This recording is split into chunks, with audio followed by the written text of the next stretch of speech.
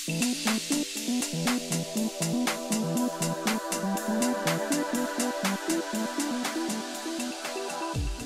thank you so much for joining us this afternoon. My name is Cody Russell, and it's an honor and privilege to be here tonight acting as the moderator for this amazing panel and this conversation. I wanted to start off our gathering and this opportunity to just acknowledge the space that we're in and the land that we're on. That we are here today gathered on the ancestral lands of the Coast Salish people, who since time immemorial have been protecting our shared lands and waterways, including the tribes of the Suquamish tribe, the Port Gamble-Sklallam tribe, and others. So I want to first thank them for the care of our land and our waterways, and for giving us an example of how we can come together to nourish our minds, our bodies, and our souls. As one of my favorite quotes from Stephen Hawking goes, and I'm taking a little liberty here to change one of the words, but I believe that humanity's greatest achievements have come about by talking, and its greatest failures by not. And it doesn't have to be like this. And it's with that spirit that I invite us into this conversation to end this, this amazing day, to continue leaning into conversations, especially when they're difficult, because those are the ones that are going to change the community that we all love and that we want to see in the future. So it's amazing to be here on the 29th Annual Conference for Human Rights here in Kitsap County. On behalf of the organizers for this conference, the Kitsap County Council of Human Rights, I'd like to thank you all for being here today. The Council hopes that this year's conference theme of policing human rights, our bodies, our spaces, and our cultures has been useful in increasing your knowledge, building your skills, and deepening your connections and collaborations in service of human rights advocacy. I'd like to also take this moment to acknowledge all of our sponsors for this event, which I put somewhere here. All right. Kitsap Safe Schools, Kitsap Diversity Quilt, Olympic College Office of Equity and Inclusion, Kitsap Unitarian Universalist Fellowship, Lejeune Consulting, Civil Survival, Pacific Asset Management, Ellen and Alan Newberg, Kitsap County Board of Commissioners, Judy Arbogast, Aaron Leidick, and Tungam Chandrash Khan. I apologize. I practiced. So it's with that I now have the opportunity to turn to our amazing panelists and introduce them in the words that they shared to say about them, I believe. So they all saw this, and hopefully none of this is a surprise to them. But founded in 2015, led by formerly incarcerated, Civil Survival organizes people in the state of Washington who have been directly impacted by criminal justice system to build connections, gain knowledge, and increase political participation. Corey Wallister has worked here and works to promote successful family and community reintegration for people releasing from incarceration by removing the many financial, political, and legal barriers to reentry. Civil Survival is working to improve their chances of becoming productive members of our community by removing some of the many collateral consequences of mass incarceration. Corey Wallister is formerly incarcerated and the community organizer for a Civil Survival project. Corey's passion for this work stems from his own lived experiences and the systems of oppression and his own incarceration in Washington state prisons. He values advancing racial equity in all of his work, building relationships with others who have been impacted by any systems of oppression. So thank you for joining us today, Corey. Yeah, thank you. Tracy Flood is also with us. She is with the National Association for Advancement of Colored People, NAACP, to ensure the political, educational, social, and economic equality of rights for all persons and to eliminate racial-based discrimination. They're a nonpartisan organization with programs that include federal advocacy, criminal justice, health, environmental, and climate justice, and the oldest civil rights organization in our nation. Tracy Flood is an attorney with 20 years of experience, lived in Kitsap County for 30-plus years after serving in the U.S. Navy. In her second term as president of the Bremerton-Kitsap branch, she strives to educate and build relationships for stronger, healthier community relationships by bridging the communication gap through partnerships and collaborations beyond norms. So thank you, Tracy.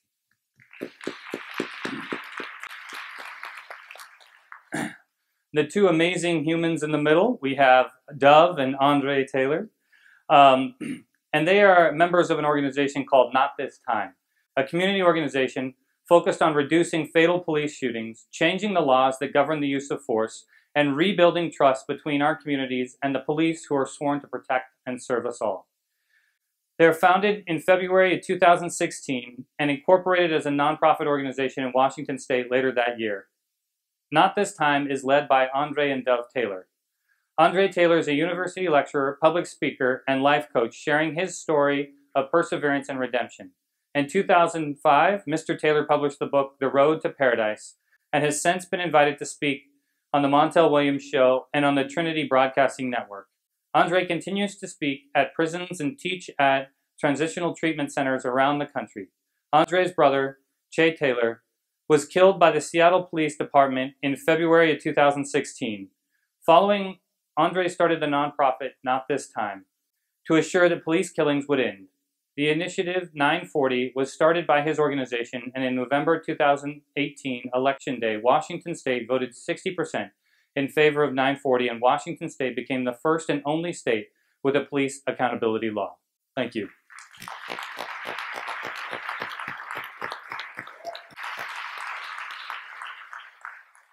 And Andre asked for the privilege of sharing a few words about his partner, Dove, and I'll give him the opportunity to do that now briefly.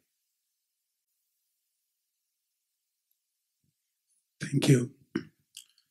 I just wanted to say about my wife, we've been married over 21 years, and all of those accolades and things that you heard would not be able, wouldn't exist without her support, really. Not only has she been a partner, a supporter, she's also given me life. In 2010, my kidneys failed from a disease called FSGS. It predominantly affects African Americans. My father had it. It was hereditary, and I got it. But in 2011, my wife gave me her own kidney so that I can live. So when I say, if she was not a part of my life, I probably wouldn't be here to do all these great works that people are very excited about. I love you, wife.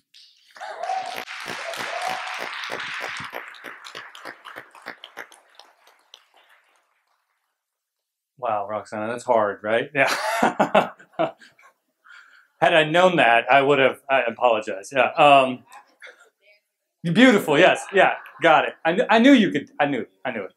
Roxanne is with the Community Police Commission in Seattle and plays a key role in Seattle's police reform efforts. The CPC, Community Police Commission's charge is to represent a broad range of community perspectives and to reach out and engage communities directly in order to get critical feedback and to then recommend changes to the Seattle Police Department policies and practices. The CPC gives community members a voice and is the community branch of the police accountability system. Roxanne Pardo Garcia is the Community Engagement Director for the CPC. Prior to her role, she served as the Community and Membership Director of South King Council of Human Services and as the Leadership Development Director of Auburn Valley YMCA. Roxanne has been organizing and working with communities across the region since she was a young adult and has embedded her knowledge from participation in grassroots movements into her professional work and career. She's an experienced facilitator, organizer, and public speaker with a focus and background in racial, gender, economic, and social justice. Roxanne is a board member of the Para los Niños, which supports Latinx youth and families in South King County. She has a BA in American Ethnic Studies and Diversity from the University of Washington. Thank you so much for joining us.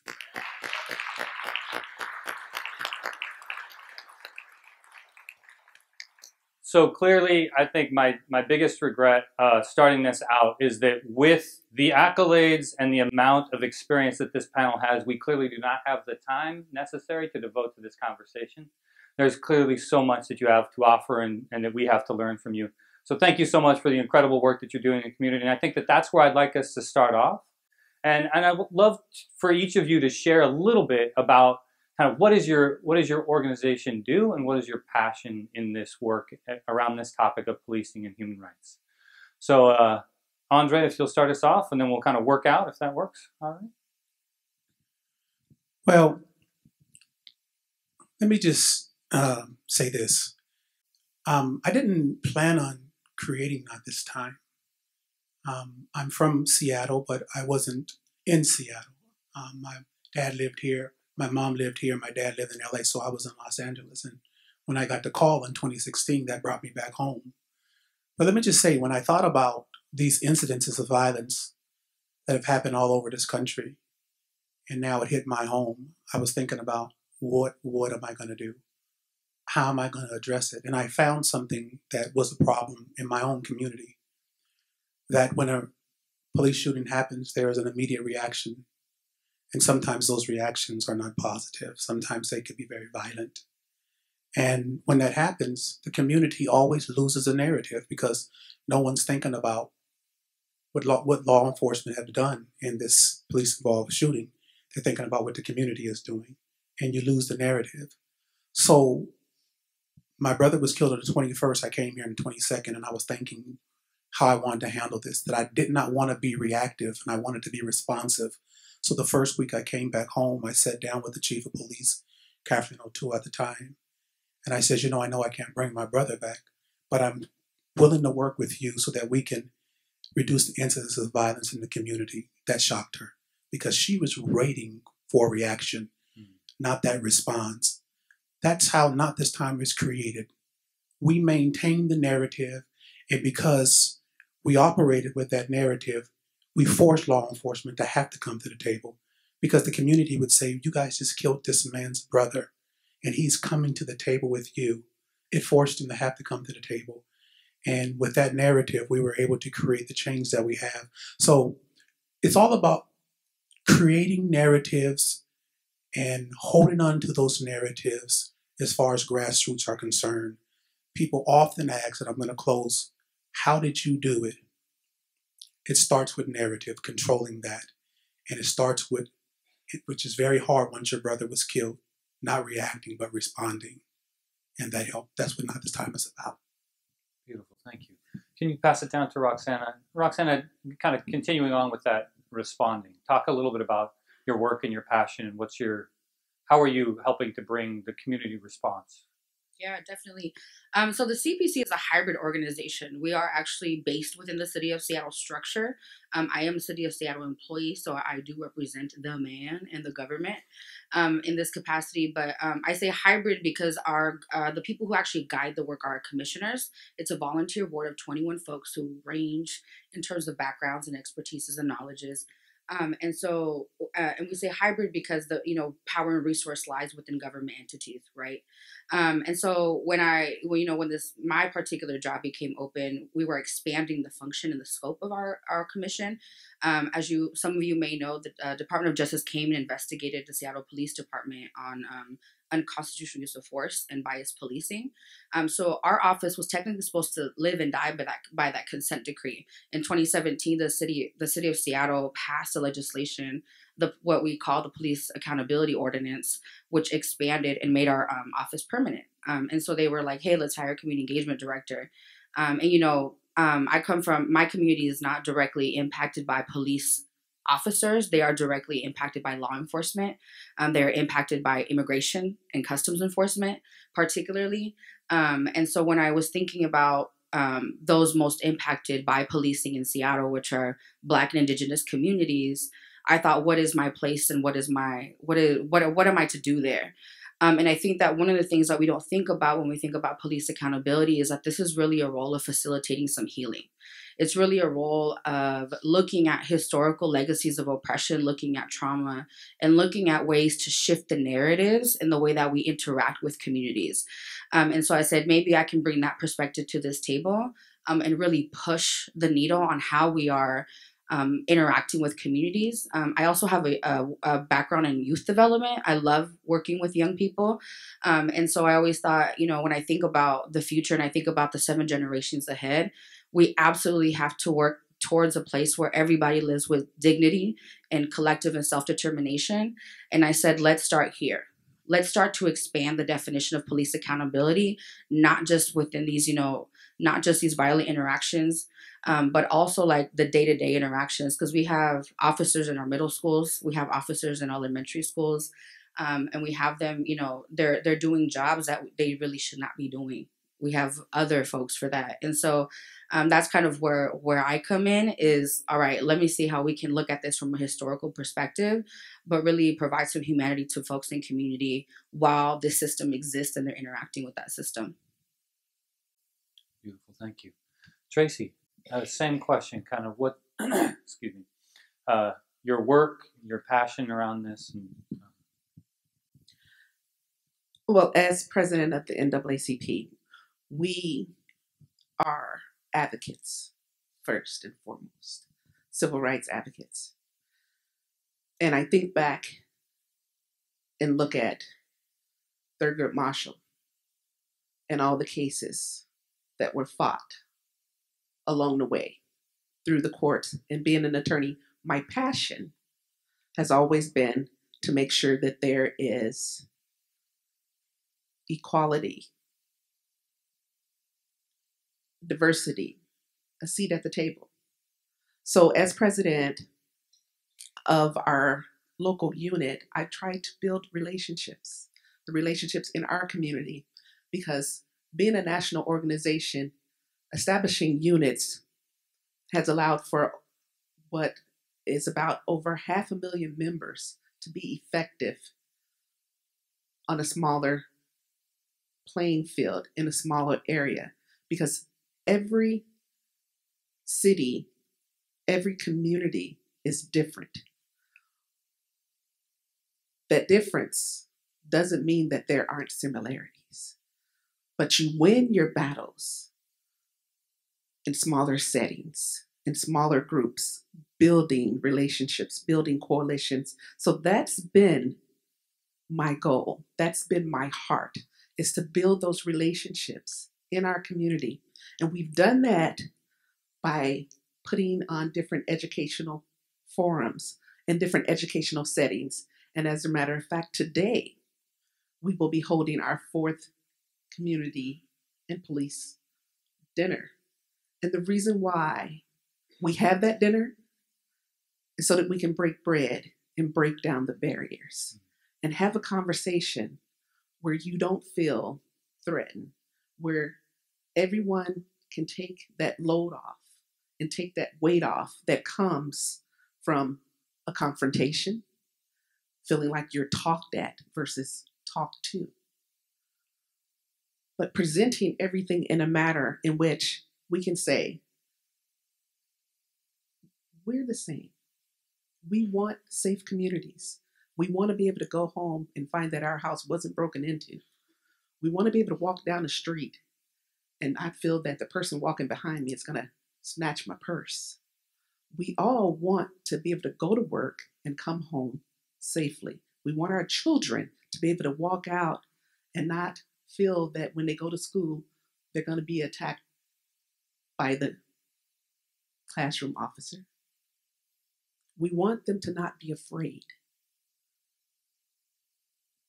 Those are my passions. Beautiful. At Civil Survival, we work to remove barriers upon reentry that cause recidivism, what I call the F-it moment, where it's easier to go back to what you once knew and sell drugs to support your family and your children. And we do that we work to humanize labels that are put on us, like offender and felon, those words that are used to discriminate and other people. We organize the collective voices of the formerly incarcerated, and we do that through workshops. We have full-day workshops where we have our community come in and we practice telling our stories to elected officials that come in the afternoon. In the mornings, we work on telling our stories to each other and looking at the barriers that we face. And many times we hear from the politicians we had no idea, right? So we need to keep talking and keep telling everybody.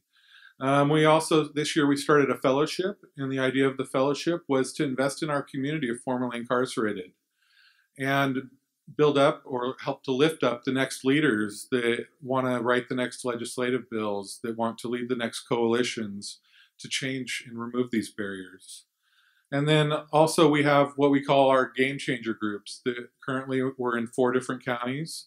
We're in Kitsap County, Thurston County, Pierce County, and King County. We'll be adding more this year. And those groups, those are our grassroots groups where we connect with our community of people that are sometimes freshly out of prison, sometimes they've been out for 15 years like myself, and are still facing barriers that they still need to come together with people that have been where they've been, that have experienced similar experiences, and take some of that power away from it. Thank you. Beautiful. So I heard a theme in many of your statements about relationship building. And I've heard before this concept that, bias grows in the space between people, and that empathy-filled relationships can fill that space. And all of you were talking about how, and I think taking that narrative and bringing together community voice and breaking bread and having conversations with police officers and trying to shift some of those dynamics and the labels that keep us separate, right? And so I'd love you to expand a little bit about how you do that work of building the community. And then how do you, I don't know how to say this, but how do you tune the ears of these systems to hear the voices from the community members that have always been there? So how do you do that work between bringing the community voice and readying these systems so they can hear those voices? So let me just say this.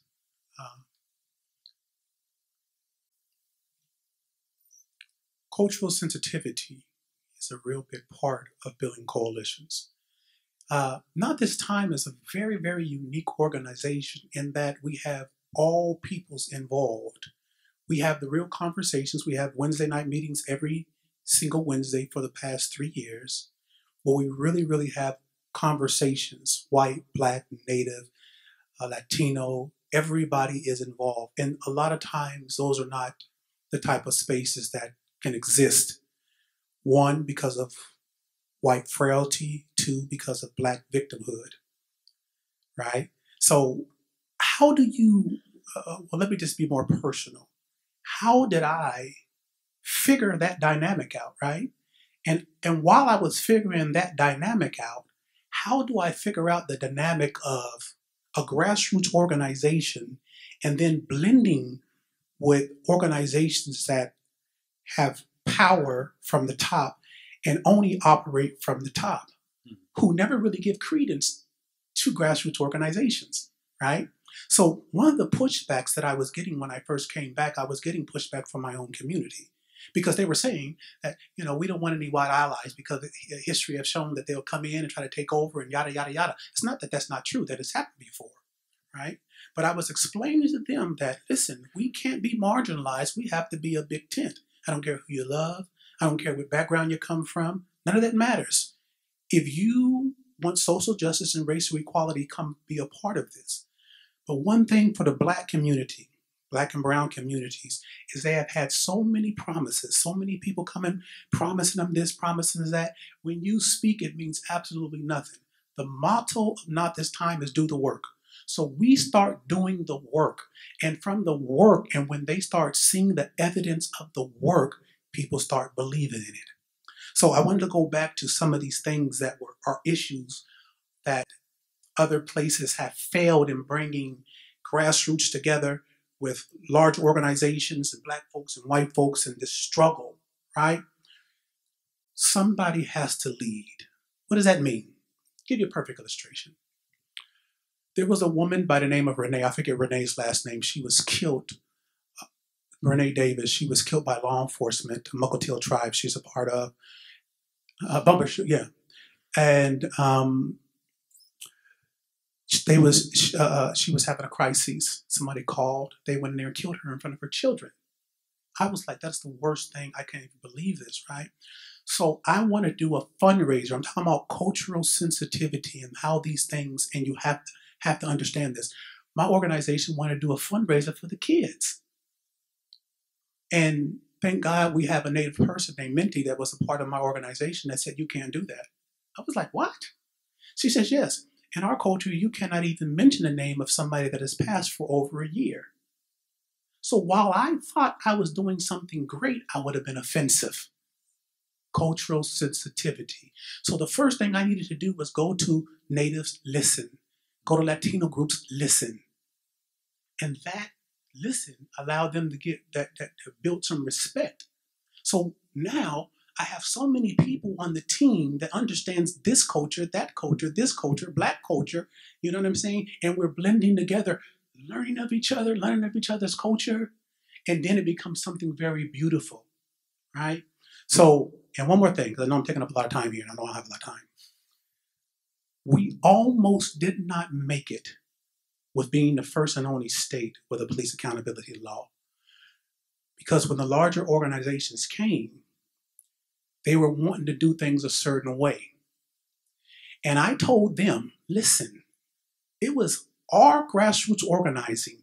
It was the families that we put forward, families that represented every community, white families, black families, native families, Latino families, that we put out in the forefront to share their stories, that connected every single neighborhood, every single community, so there was not one community that felt that this was just a black problem or a black and brown problem. They felt it could be us. And so I was telling the larger organizations, we got it to the point where it's sexy for you to get involved. You know? And we're not going to change it. It's the families that is connected. Then they said to me, okay, well, will you allow us to do a poll? If you want to waste your money, sure. So they did a poll and they came back and found that people respond more to all the families that are out front telling their personal stories. And I said, I don't want to say it, but I will. I told you so. Thank you. Thank you, yeah. Roxanne, can you talk a little bit about how you'd mentioned that you are a city employee, and talk about how you do the work of gathering the community together, listening to that voice, and then also walking both of those spaces. Yeah, it's a very fun place to be. So as I mentioned, I'm actually a community organizer.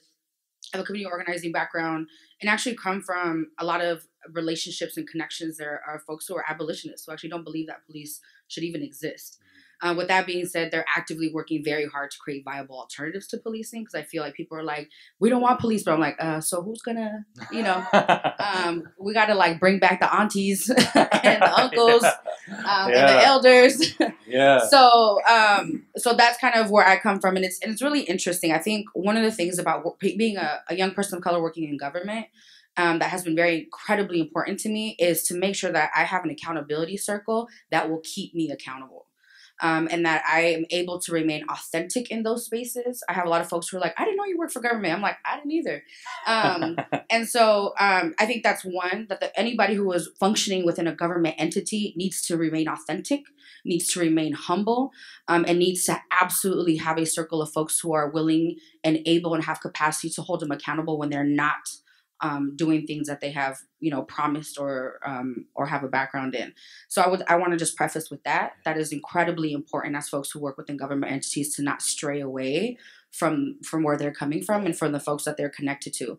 With that being said, in terms of like the tuning that you were saying of how do you get these government entities to listen or to actually take the feedback, you gotta be mean. You cannot budge. There are times where you have to come to the table and you have to know all of the information. You have to know the stats from like 1960s and the 1990s and the 2000s. Like, you have to be more prepared than the person who's in front of you. And I think that's one way. The other way of fine tuning is to shift the language that is being used within these systems. We have to stop saying the experts, and we're talking about PhDs and we're talking about master's degree. The experts are the people on the ground and those that are closest to the pain and the suffering. Mm-hmm. And I think that that's one of the things that our office does really well, is that like the experts are community. Not saying that PhDs and masters don't, they're not important, but we have to shift where we place value. Where are we? It's a culture shift, right? Like, we can't continue to change policy and not tackle the culture that allows for these policies to fail when they do come into place. And so I think that one time I was at a conference and this woman was like, her job was like culture changer. And I was like, what is that? And I was like, oh, that's real. Like, it's really an active way of like shift. You have to shift the way people think and where they place their value. And most of our function as, the community engagement team, my colleague is here, is doing that, is changing the language, shifting and correcting people, and not being afraid. I feel like I probably, exude that type of personality where I just don't play. I come to the table because I'm here for community, and I know that if I mess up or misstep, I have someone's going to be calling me right after that meeting, be like, what just happened? And so changing the culture, the language that we're using, and shifting the value, right? Stop valuing these systems and start valuing community and their experiences. Beautiful. Yeah. Dove, is there something that you'd like to respond to that, or you're not? Anybody else on the panel? Yeah, of course. Anybody else on the panel want to respond to that? Yeah, we bring community together in a few different ways. Through the New Hope Act, we excuse me. Through the New Hope Act, we invited everybody to the table that had a stake in it. The New Hope Act is a legislative bill that increased opportunity to vacate our criminal records after a lengthy period of time of doing the right thing. And when the coalition was put together, everybody that had a stake in it was invited, even people on the other side, the clerks, prosecutors, everybody that would oppose the bill, so that we could advocate for ourselves in the process. Our game changer groups, those are our ears to the ground, where we have our community. We're also formerly incarcerated ourselves, so we have that direct connection to our communities. And this year we're doing the Clean Slate Act, which we're hoping will bring the New Hope Act to life and be an automatic process. And a way we're connecting with our community through that is we asked for some extra money to give sub-grants to some of our community groups that have less resources, or maybe are where we were a year ago, and that we can invest in. So the NAACP, while it's a nonpartisan organization, we do speak to initiatives. So when 940 came on, we supported and put on forums and put out educational materials on 940. And here in Kitsap County, when the former police chief for the city of Bremerton was in office, and we had some things going on in the community, we chose to speak through an article through our local newspaper. We wrote an article under "It's My Turn Now." And what we wanted to accomplish in that was educating the people in Kitsap County and the surrounding counties as to what police officers do and what we do as the NAACP, and how we can come together and build a partnership and a coalition. Because one of the things that I often run into is people asking the question, what is the NAACP and what does it stand for? Even though we're the oldest civil rights organization here, there are still people who don't understand the terminology. And that's why it's so important when I introduce and I write things, I say the National Association for the Advancement of Colored Peoples, the oldest civil rights organization, because it's about cultural. And when we talk about our cultures as communities of color, injustice anywhere is a threat to justice. Everywhere. And you know that that's MLK. One of the things that we have to remember and have to commit to is being aware of another individual, being aware of others' culture. So we've done that. We partnered with Edward Jones to talk about economics and financial investments and being financial advisors. Because of their commitment to diversity, they used our organization to recruit people of color. So not only in the communities where we're talking about policing, we're talking about our communities as a whole to broaden our knowledge and relationships. We've worked with Bremerton with the Quincy Jones project here in renaming 4th Street Quincy Square. And the importance of that, again, is culture. Understanding the rich history within our city. but also recognizing the difference in North Kitsap, South Kitsap, Bainbridge Island, our Suquamish tribe. Just understanding that we're all unique, but we're all alike in so many ways. And what's coming up that we're working on is the 2020 census. That affects all of us. The importance of that and educating ourselves around that and making sure you're involved and making sure you're understanding the fear that comes with responding to those questions in so many cultures. Yeah, thank you. So I forgive you all, or I apologize, I guess, is that I'm a social worker, and so I have a bias on this question. But I just wanted to lean into, all of you touched on kind of a different vision that you see about what it will look like maybe when either policing doesn't exist or when policing is centering human rights. When human rights is centered in the activities of our law enforcement, and when community is the voice to whom they are accountable. I would love to hear, there's this question that we use, you wake up tomorrow and what you've been working towards accomplished last night. So what do you first notice that tells you that our community is different and that human rights is centered, and that is what our policing is accountable to, is human rights into the communities that they serve? One of the big questions that people ask around the country, once they found out that we were able to create history in the country by getting police accountability, Washington, again, the person-only state with the police accountability law. But people tend to ask me, how did you get law enforcement involved? Especially the FOP. The Fraternal Order of Police is supposed to be the most right-leaning police union in the country, and they're probably one of the largest. And in the beginning, we were thinking about some of the challenges, and I'm going somewhere with this. It's important for me to say it. Think of some of the challenges and who would be some of the bigger challenges. Of course, it would be law enforcement, right? But I engaged law enforcement through those community meetings. We made sure we brought law enforcement, but it was a difficult thing to bring law enforcement. I can remember bringing Chief Zorro from Lakewood, and one of the family members was devastated, I found out. Crying, devastated, that I was bringing the police chief because one of the officers in Lakewood killed her son. And I talked to her. Tough. This is tough stuff. And she was crying on the phone.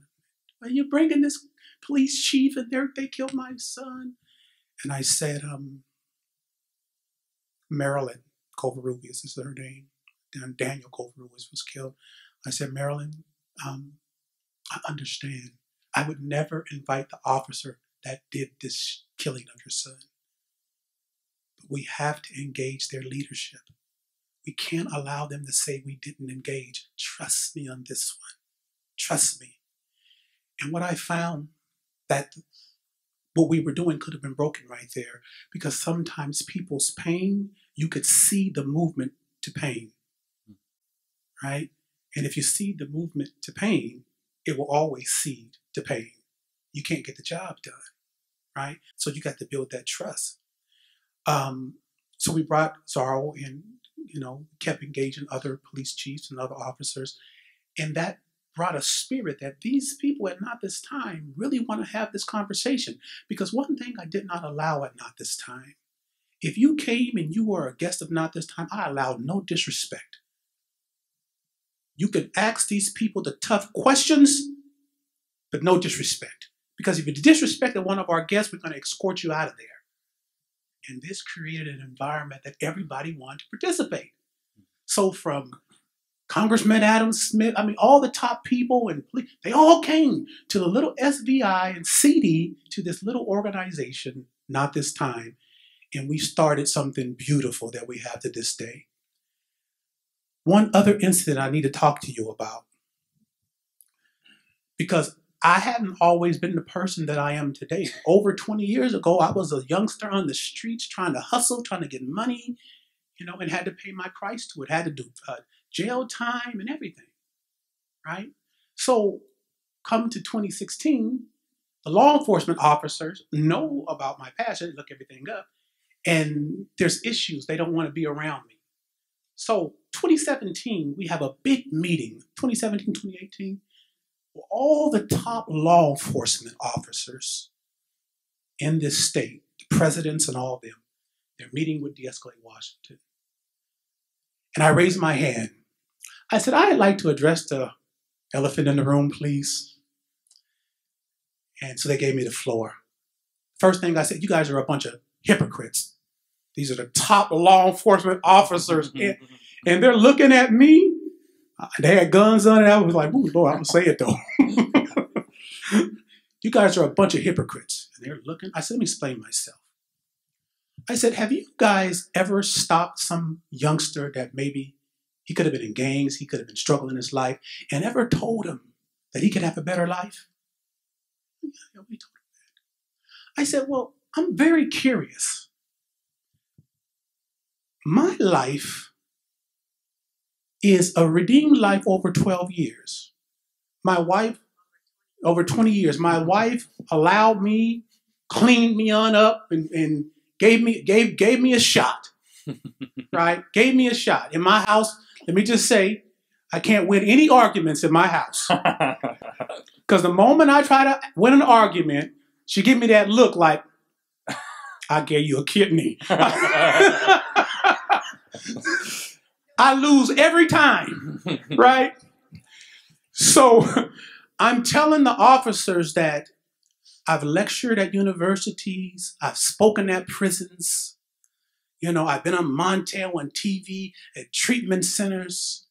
My son graduated from Yale. My daughter graduated from UCLA. I am the true definition of a changed life. So the community is looking at you. When you tell them they can change their life, and they're looking and saying, well, wait a minute, I might not ever be able to accomplish all the things that Andre has done, but at least we know it's possible. But if what Andre has done is the top of a changed life, and you guys continue to criticize Andre, what the hell should we change our life for?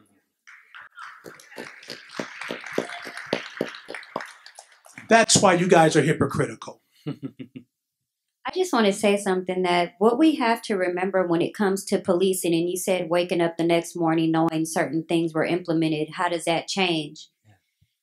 It took for us to send 360,000 signatures to the legislator before they even got on board. And the only police officers that were on board were the Black Law Enforcement Association of Washington and a few other police officers whom were afraid to even stand out because of the possible repercussions of them agreeing with 940. So let's not forget what it took to even get there. Now, let's not even forget what we're going through now in the implementation stages of 940. And the going back and forth and how tough it is for them to feel like they're giving up something that they actually voted for. We're still fighting for something that they actually voted for. So it makes you think, why did you even vote for 940 if we're sitting in implementation and we're having this going back and forth? So let's not forget that not only are we going back and forth on that, we talk about waking up and still feeling like we really don't have a change yet until this implementation stage is done. And then we have to wait and see what that looks like. So I don't think I would want to wake up in a world and not have police because the implementation of whatever we're going to do for crime and all these different things that the community would have to deal with, what does that look like? So I just want to remind us that this is a difficult stage. And even to get to a point of not having police officers, we have a lot of work to do with people in the community also. It's just not police officers, right? There's a reason why we have police. So, yes. Yeah, thank you. Awesome. Roxanne, did you want to respond to either something they said or? So the question, so are you talking about like incremental change, or you're like, hey, one day just everything... You wake up and you don't even have to have a job anymore. Sure, yeah, exactly, yeah. So I'm like, because that'd be nice. Yeah. So I think, when I think about the system of policing, I like to take it all the way back, that it is a child of colonialism, right? Particularly, and the child of, it's a child of colonialism, but it has a parent, and the parent is racialized capitalism. Right. And we're talking about slavery. We're talking about the displacement of indigenous people on this land, about the acquiring of land through, violence. Particularly, as there was a workshop earlier, Miss Kay, right? You already know. For those who were in the workshop, know that like there were laws that were enacted and police officers had to enforce those laws. So I think about that history, right, and how it has seeped into the current and modern day policing structure. Whether sometimes it's very amplified in certain regions and in certain cities, and sometimes it's not. And so I think about that history, and I think about what it would take to shift into a space where we didn't have to have policing in the way it currently functions now. Right. And I think about particularly the Central District, and I think about the communities that I've talked to in the Central District in Seattle. They're like, before, we could literally go down the street and talk to our uncle, and he would handle whatever disruption there was.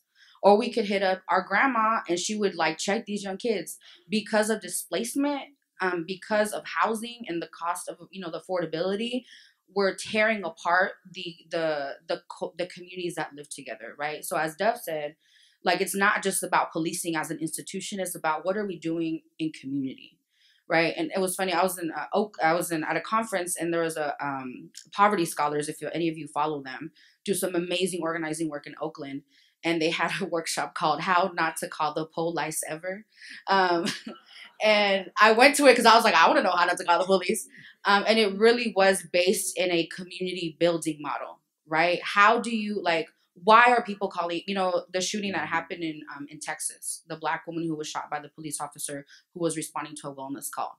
And I was thinking about, my own neighborhood, and do we even talk to our neighbors? Like, step one, do we talk to our neighbors? Do our neighbors know what is the plan of action if they are seeing distressing things coming from our homes? Right. And right after that shooting, I went up to my neighbor who's a white lady, and I was like, hey, if, do not call the police. I'm going to give you an alternative number to call. Yeah. I was like, I have an uncle who will be here literally in 5 minutes. Call him if anything is ever, we're not having conversations. Right. And then technology doesn't help us either. Right. Technology is a double-edged sword. And one of the things that the edge is that it's keeping us from actually having one-on-one conversation and asking the questions to our neighbors. Hey, do you want me to call the police? Like, if that man would have asked his neighbor, hey, if I see some distressing things in your apartment, should I call the non-emergency line? She probably could have said, hey, please don't actually call the non-emergency line, right? We should have autonomy over our bodies and the decisions that are made that would impact our livelihood. And so I think that, it's not just the system works that need to happen. We absolutely need to start looking to what worked back in the day, as the youngsters say, and see what folks were doing then, and start bringing some of those elements back, because that really could save a lot of lives, and it could shift this narrative. Beautiful. Thank you for that. I think that resonates with something that you said earlier, Tracy, around we have police officers filling roles that they never should have filled. We have police officers now, we're asking them, we're calling them to do things that our aunties, our grandmas used to do, and that we used to do as neighbors for one another, and that we're not. And so I really appreciate that narrative around that this is a community responsibility, and how are we showing up in each other's lives? And if we're not showing up in the way that we want to, then that's how we end up. Yeah, so I appreciate that. Yeah, please. So I say this with a lot of thought and reflection, because, coming from an organizing background, sometimes as organizers, we're very reactive. Sometimes we don't have a lot of information and we react constantly. And one thing that I have learned being in this position is that policing is a highly political act. And when I say a highly political act, I say, who is in charge of the police chiefs? Who is in charge of the hiring and firing of police chiefs? Who actually is assigning police departments the role of being social workers or cleanup crews, or all these things. And one thing that I was learning, I was like, wait, hold on a second. I was like, the only reason why police departments are even having to be on the front lines of of the homelessness crisis is because government entities are pawning off work that they are not wanting to do on their own. Mm-hmm. I was like, if they really were trying to like fix homelessness, I was like, they would actually invest in the things that work versus being reactionary and investing in police forces. And so one thing, you know, as community, like I can tell you, I've had a lot of conversations with individual officers who are like, we don't need to be doing this, right? We don't need to, this is not our function. This is not our job. We're getting training like that we shouldn't be getting training for because this is not our line of duty. But as you remember, there's a political climate that governs these decisions and this money, and community needs to be aware of that. So when we are putting pressure or we are protesting, or, you know, we're not expending our energy just to expend it, but it's strategic pressure that we're putting on where the actual decisions are being made. And so just being aware of that like, just ask who is the people who are governing, you know, who is the actual person in power when it comes to these decisions. Yeah, thank you. Tracy? And just to kind of pick up from there is, as the NAACP, we want relationships with the entire justice system. The justice system as a whole, not just a piece of it, meaning the policing part of it, but from the courtroom to the classroom. You've got your prosecutors, your defense attorneys, you got judicial officers, you've got your community police officers in the classrooms, sheriffs, state patrol, tribal police, and your city police. So from all over, then you go into probation departments. When you look at the makeup of the justice system as a whole, it then rolls into the political entities. The city council. Who does the police chief answer to? The mayor. And that brings me around to voting, which is one of our major platforms. Our lives depends on it. Voting. That is what this bracelet says that I have on. Vote as if your life depends on it. And for our organization, so many died for the right to vote. The Voting Rights Act. The continuation of addressing that over and over and over again, where it's not permanent, it's an act. So being able to understand that and educating yourselves about that is so important. So we're talking housing issues.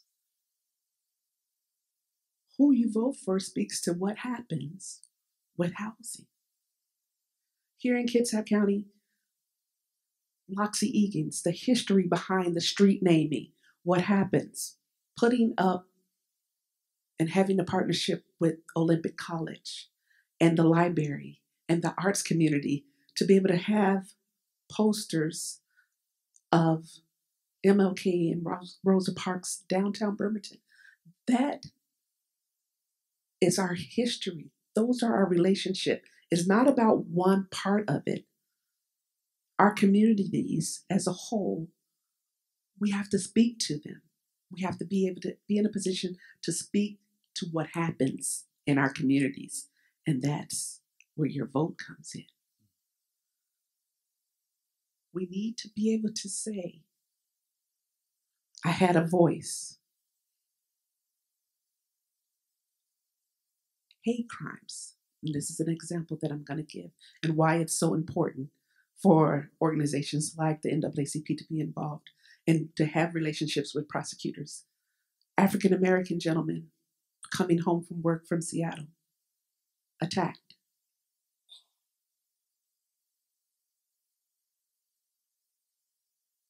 While he's stopped, racial slurs screamed at him, and then physically being attacked by throwing rocks at him. So not only do we see police involvement from the side of contact with African American individuals, we also see and want police contact where these crimes are documented and prosecuted. And I'm thankful for our prosecutor for being able to say that they have prosecuted a number of hate crimes and they're on the rise. And that's not a good thing. So we need to be aware of what's happening so that we can have a voice. Thank you, Tracy. Corey, any Yeah, thoughts? yeah. When things are hard, and even when they're not, I imagine. I look at why I do this work and why we invest so much of our personal time away from our families in doing it. And when I close my eyes and I hope that one day we'll have low barrier access to resources like education, mental health treatment, chemical dependency treatment. And I hope that one day we'll treat every one of our incarcerated humans as if they're going to be coming back out and be our next door neighbor, right? We want to invest in people and treat and help to heal our communities, because that's how we're going to have safer communities. And by doing that, one day we'll run out of the need for prisons, right? We'll have all these empty buildings that maybe we can use as mental health facilities. And I know that Tara Simmons, running for the 23rd District, also shares those opinions. Thank you so much. So you probably noticed my not so subtle cue. I brought the mic over. So we're at that point where I do want to open it up to some questions from the audience. And please speak into the mic as best you can and address the member of the panel that you would like to respond to the question, or if it's to the whole panel, that please feel free to respond as you wish. Okay, hi everybody. Thank you so much for such a great panel. My question is kind of directed to the people that are maybe, I don't know. So with 940, we've talked about police accountability committees, citizens that are involved in police accountability. Is there going to be one automatically? Is it dictated that we'll have one, or do we have to organize to get one? Does every community need one? And at what level should they operate? For every police department? For just the county? That's my question. Beautiful. I think that was, yeah. Yeah. In the implementation process, we made sure that there would be 2 community members from each community that the community picks. There'll be a list of people that community wants to pick to present to law enforcement. And within that list, there will be 2 people picked that will be a part of the independent investigation process. And so that's every community. Mm-hmm. And I think that this was, Dove, the response that you gave earlier around, like, the implementation is very much a huge part of this work. And any guidance that you may have for us as the community as we look to implement this, any words of wisdom or recommendations? Let me just say this. When 940 was being written, I took it to Lisa Dugard, Leslie Cushman, and attorney named Noah Lowney. We sat in the room 5-6 months writing the actual language to 940. One of the things that we did that's not going on anywhere in this country is we wrote in 940 that during the implementation process, community members have to be involved. LGBTQ, immigrants, Black, formerly incarcerated. I mean, we wrote in the law that while this is being implemented, community would be involved in that process. That's not going on anywhere. And that's exactly what happened. Additional questions from the audience? And if you're scared of the microphone, you can shout them out and I'll try and repeat them the best I can. That's another way we can do this.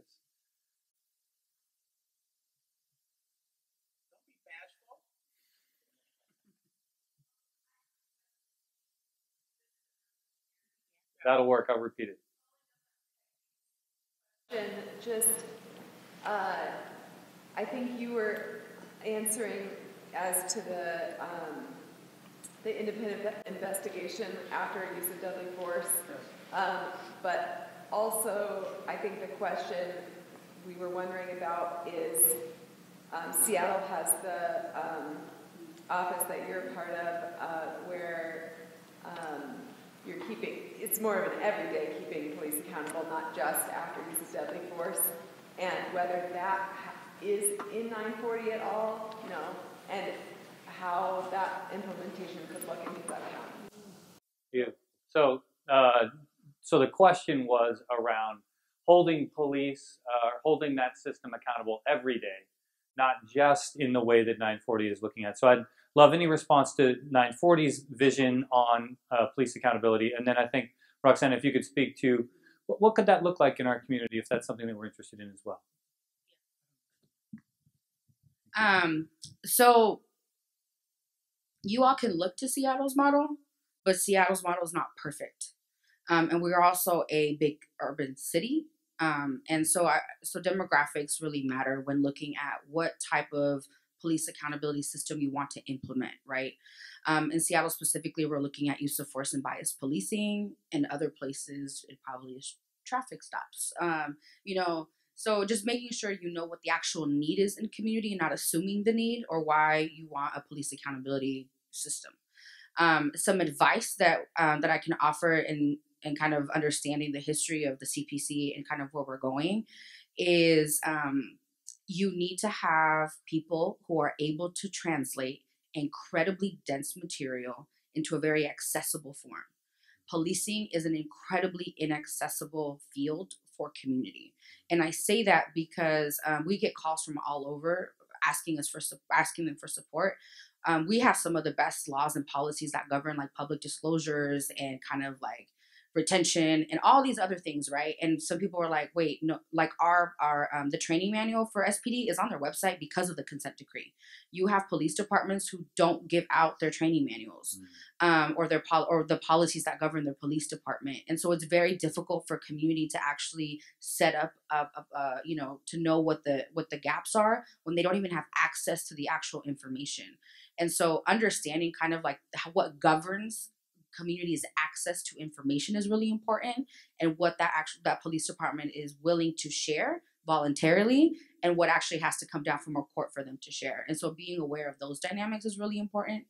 In terms of setting up a police oversight board, as a reminder, this is incredibly dense material. There's some community in Auburn that has been reaching out about they want a police oversight board, and I'm like, it's going to be a lot of reading. And the reading is, I said, it is incredibly dense. It is very lawyerly speak. And so having folks who are able to really like dig into the language, summarize it, and then translate it into an accessible like manner to community is really important. I would definitely say it is, our commissioners there are 21 of them. We are a very incredibly active commission. We meet 2 times a month for 6 hours, apart from having like breakout, like smaller work groups. And so making sure that you have folks who have the time to commit to this work. And if, we have a pretty broad scope, and so that's why we have a lot of time that we have to dedicate to this work. I would say pick 1 or 2 things that you're like, these are the urgent needs in community, and stick to those. Don't give yourself like all of the bajillion things. Also, 21 commissioners is a lot. There are probably towns that don't have 21 people, but just be realistic in like the scope of work that you all are trying to accomplish, and be realistic with how many people can you actually have at the table. I think, and also there's a huge ask from community to move away from theory and actually move towards action, because like we are stuck constantly in like theory bubbles, and like, let's talk about this. The people that you have at the table should probably already be up to date on like race equity and social justice. You probably shouldn't bring them along in that journey. And so just those kind of things. Like, where do you want to start on this spectrum? Do you want a group that you need to bring along to understand racism and the 500 years of colonization of the United States of America? Or do you want people who are like have that understanding and are willing to just dive into the work because the urgency is there? Beautiful. Thank you. Let me just say this real quick. De-escalate just didn't deal with police-involved shootings. We also dealt with de-escalation training and also mental health crisis training. Every officer will have to go get retrained underneath 940. They're not happy about it, but all officers of the state of Washington will have to get retrained in order to follow the new law under de-escalation. So we had a law here that talks about malice and good faith, an officer operating with good faith. And we redefine what good faith is. Normally, good faith is subjective from an officer's perspective, and whatever his engagement is with somebody, with a civilian, it always was a subjective idea from his perspective. We changed that. Now it's an objective perspective, not based upon his idea, based upon the evidence that is located. So de-escalation in the hopes of not even having a shooting. So an officer has to de-escalate. So now, before they couldn't be charged for not de-escalating. After the implementation of de-escalation, you can be charged if you do not de-escalate. That's law now. That changes. There's no place in the country that has what we've done with 940 to be able to hold police accountable. I think it's very important, real quick, that as a community, when you come together, is to educate yourself on the new law. And then hold police officers accountable by letting them know that you know what the law is. One of the biggest problems that we had in the community before 940 was that community did not know the law and why police officers were able to say, I feared for my life and get away with murder. If you don't know the law, then you cannot hold police officers accountable. And then you cannot educate the community that you want to get together to fight. You have to know the law. You have to know the ins and outs of that law. Like Roxanne said, it's very dense, but the law really is not. The new law that has been changed is not. It is very simple. We got rid of malice, and a good faith intent is described, and you have to follow the law. Now we can hold them accountable. So now you can just continue to fight with that law, just like they did. That's how they were able to do what they were able to get away with. And we have to hold them accountable. So I just want to let you guys know that. Thank you. Looks like we've got a couple of questions. I'd like to go ahead and... Is that okay?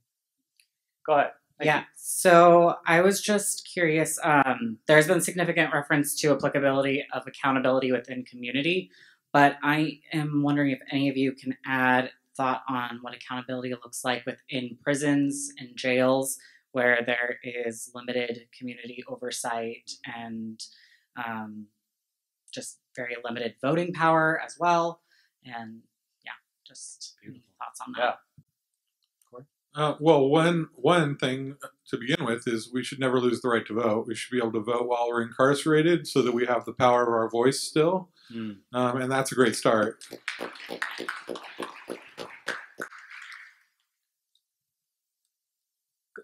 Corey, just 1 second. Could you speak at all to the comment about accountability within that space? Is there any thoughts that civil survival is involved in around holding those spaces accountable or involved? On the inside of the penitentiary, holding. Yes. Okay. We aren't currently working inside the prison. We are looking to. We go inside, and Tara, for instance, just yesterday was inside giving a presentation, and we're also looking to start a game changer group on the inside the women's prison, and that'll. We need to frame it the right way, right? But that'll give people some more resources, and that's what we're looking to for the next year. For my background being criminal law, once you have an individual who's been incarcerated, the right to counsel kind of goes away until they are on the outside again, and then you run into legal financial obligations and you deal with all of the barriers that are coming in place and organizations like Civil Survival step in and have been able to deal with that here in Washington. Every state is, of course, different. But what I want to draw attention to is that advocacy continues as the NAACP in making sure that we hold the federal government accountable for dealing with what happens with their rights and dealing with the right to continued counsel. So those are all things that we look at on an annual basis during our annual convention, where we send things and we advocate for during legislation season. So advocacy for our organization continues on that level. I think it's important to distinguish between Seattle and the city of Seattle and the surrounding communities. The issue at 940 began, and I have worked with Lisa Dugard and all of the partners that put that together. Those things began before that. The investigation on a federal level began because of several things that were happening in the city of Seattle before that. And I think when we're looking at Kitsap County, we want to prevent those things from happening. We want to be proactive versus reactive. And the important thing about that is understanding that Bainbridge Island and their resources is different from the city of Bremerton and their resources. Posebow's resources are different from Port Orchard's resources. And the tribal resources are different from all of it as a whole. But then in the areas, because we are such a spread out peninsula, a lot of our areas are governed by the sheriffs and the state patrol. So that's even more complicated. And when you're looking at breaking down what governs each law enforcement agency, is so different and unique. And so having a relationship with all of those individuals is so important, so that when things do happen, I do get that call and I do get that request for intervention. But what I want to say is what is unique, and again, about our community, is that we just recently had a one-day law enforcement bias training, implicit bias training. Not only were the sheriffs there, the state patrols was there, because each area has the state patrol assigned to a particular unit in here in Kitsap County. Posebow, Bainbridge Island. Everyone was in that room either in the morning or the afternoon. Law enforcement, the prosecutors were in that room because of the commitment that the police chief for the city of Bremerton had in bringing the speaker in that he heard from out of state.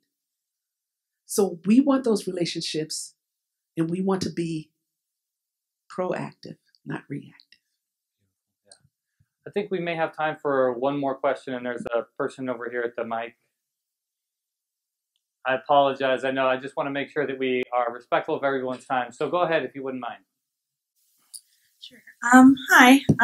Thank you so much for being here. It's been a great panel. I'm gonna try to speak with conviction because it's important, but I'm a terrible speaker.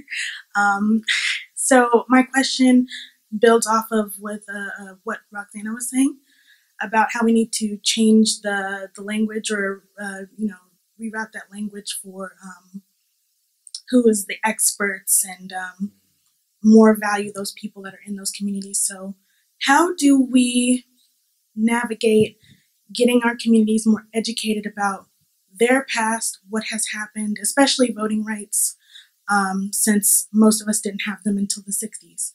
I know for Black women, we didn't start showing up to the polls in droves for a long time. So, sorry, I'm rambling. My real question is, how do we get them to, or us, to have that education while also navigating those institutions that may fight against us? Speaking from a quote from Audre Lorde is, you can't dismantle the master's house with the master's tools. So how do we create our own tools from our own communities? I think that resonates with, just as you take time to figure out how to respond to that because that was powerful. That resonates with the conversation that just came in from the last session, was around talking about the curriculum that we're even providing in our early learning settings, right? Is that we are teaching and enculturating our whole next generation around these same biases, and then we're trying to dismantle them when they become adults. And it's back to that, like, we're still using the master's tools, right? And so I'd really love to hear any thoughts or reflections to that powerful question. Well. I'm trying to condense my words here. I'm going to take my CPC hat off because I think that particularly communities of color, because of colonization and the impacts of colonization, have really ensured that we have break-in bond with our ancestors and the legacies that our ancestors have, want us to carry on. And so to me, personally, and the work that I do outside of the CPC, well, actually both, within the CPC and outside CPC, once again, is that the facilitation of healing. The knowledge of self, family, and community is healing, right? The ability to share story is healing. The ability to tell young Black and brown people that they are brilliant, that they are resilient, that they are geniuses, right? That they are experts in their lived experiences is a form of healing. And so when I think about how do we, I think that's the first step. I think that, mental health is a conversation that is coming up a lot. And I know that therapy and that mode of healing is very much stigmatized within a lot of communities. But I want to encourage us to think outside of very Eurocentric ways of facilitating that dialogue in communities. I always tell young people in my community that when we are in circle together, or when people of color convene, that's sacred. That's ceremony. That's ceremonious when you have people of color gathered together, just sharing story. I mean, breaking bread is sacred. And so I think that people are thinking we have to do these campaigns and these initiatives, and it really is not that, right? It's walking, I was, I don't know where I was at, and I have this workshop that I give in community on how to be a chingona in 10 easy steps. And for any of those who know what chingona means, it means badass. And one of the things is that I talk about with young people is the simple act of acknowledgement, right? And I think a lot of people of color, when we find each other, the simple fact of walking down the street and acknowledging someone's presence means that you're acknowledging their humanity. Right.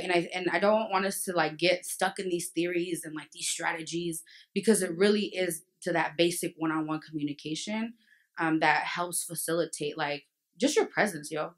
I'm acknowledging that you exist. I'm acknowledging that you're here is a very easy and simple way to just start that dialogue and start to facilitate that undoing of that historical trauma that we carry in our bodies and in our lineages.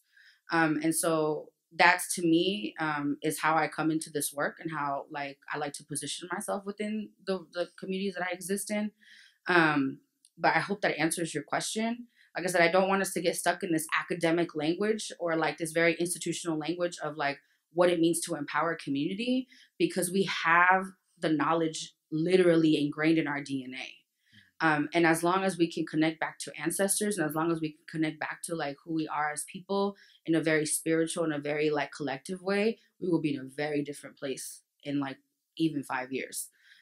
So please don't get stuck in like, you know, the 5-syllable things and like, you know, the way that institutions go about it, because literally it is ingrained in our DNA.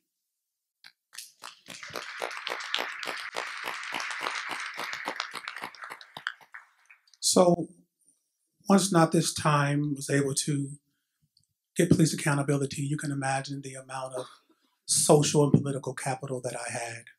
I went to the mayor of Seattle and told her I have an idea. And my idea was called Conversation with the Streets.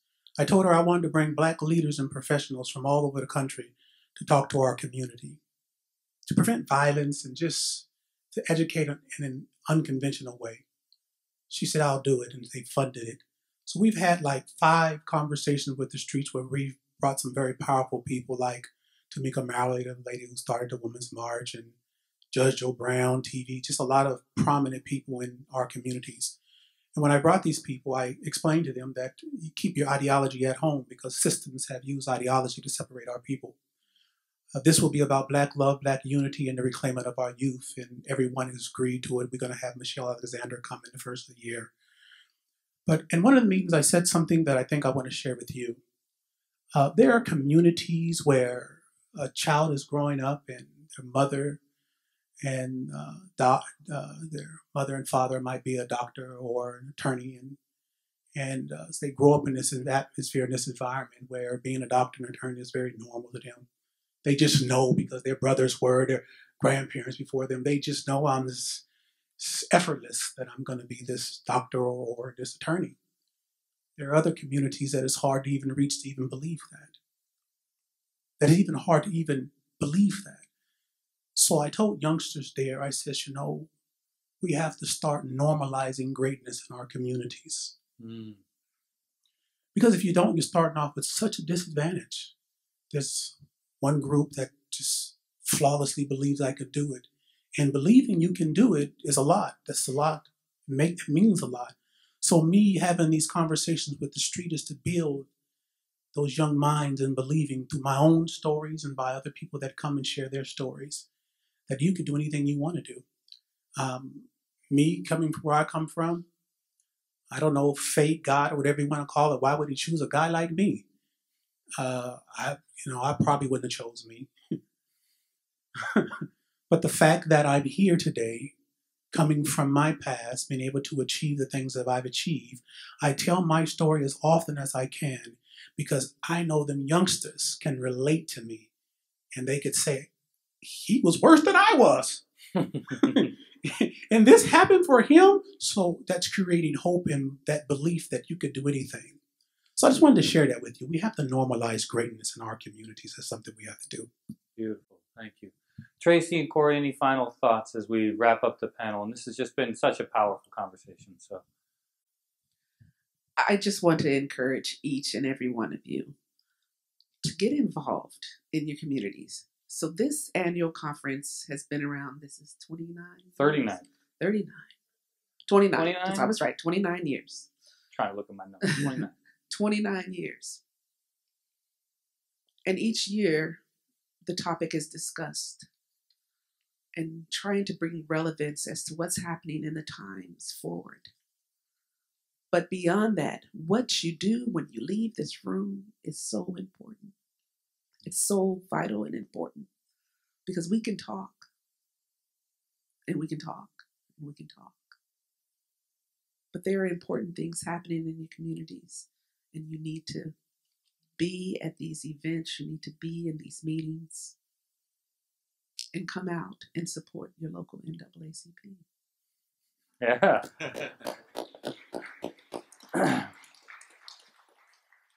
I just want to thank you all for investing your time and coming out here today and to listen to us all. Please vote. Please talk to your legislators and your elected officials. Tell them you care about criminal justice reform. Tell them you care about system reform itself. Tell them that the system in place isn't working for anybody, maybe a very select few, but for the majority of us, it's not working. Please get involved. Thank you so much. Just one more time for the panel. Thank you so much. Yes, yeah. And I would like to say, Roxanne, I'm stealing this from you with your permission, that I do think that coming together in circle and having conversations is healing. And so thank you for the healing that you helped facilitate here in our community. And I do agree that these conversations need to continue. So thank you all for showing up, leaning into the conversation, and I hope that you continue to learn with us. Thank you so much.